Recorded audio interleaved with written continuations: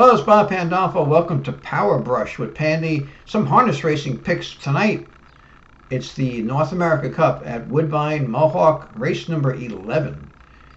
So it just kind of reminds me of the Kentucky Derby in a way, even though it's not technically the biggest 3-year-old pace of the year. I guess that would be the Meadowlands pace, but it is the first major stakes race.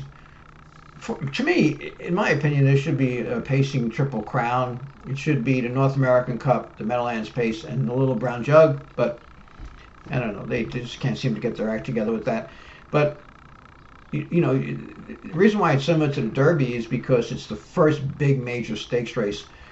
But you don't have the prep races, the big prep races like you do for thoroughbred racing with the Florida Derby and the San Diego Derby and all those races.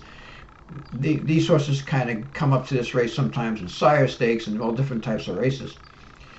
The horse that is going to be the favorite is Blueprint, and I put him second. He's done nothing wrong. He has 11 wins and 14 starts. Captain Optimistic is only making his third start of the year, though, and he went first over and looked good last week. I think he's going to get good position here, and that's the horse I put on top. I just think he's probably going to make a big step forward in his third start of the year. He raced very well behind Blueprint in the Breeders' Crown last year, back in November. Light Up This World looked good closing last week. He looked like he was shot out of a cannon, but the race really set up for him because they had a blazing pace in that race. But I put him third because he might be closing fastest again.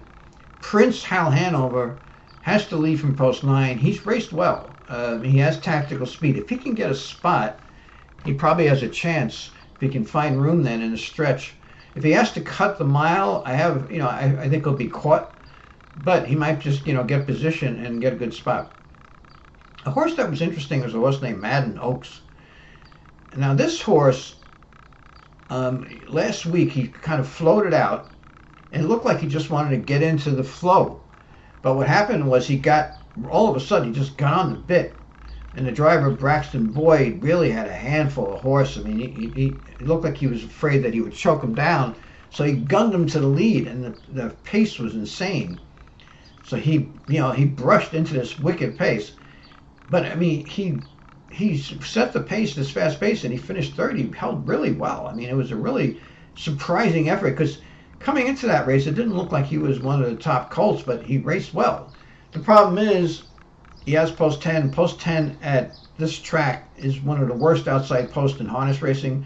It's only winning at 3.5% on the year, so it's very difficult to win out there at this track. And I don't know what he's going to do. If he leaves, he's probably going to have a really tough job. My guess is he's either going to take back and just try to follow cover, or he'll float out again. Hopefully, the horse will be in less ranked than he was last year, more in control. And he'll just try to follow the flow. But that was a surprisingly good effort for Madden Oaks.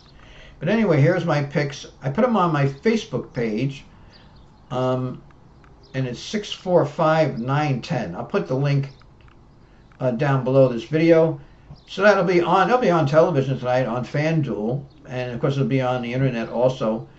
But at Woodbine Mohawk, race 11, the North America Cup, the first major 3-year-old pacing harness racing stakes race of the year. Enjoy it. Please subscribe to my channel. It's free. I'd appreciate it. And it'd be nice if you liked the video. I'd appreciate that. Thanks for tuning in and lots of luck.